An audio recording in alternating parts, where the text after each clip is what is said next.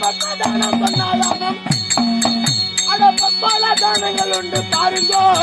இதில் மேலான தானம் எங்கள் கூறுங்கோ.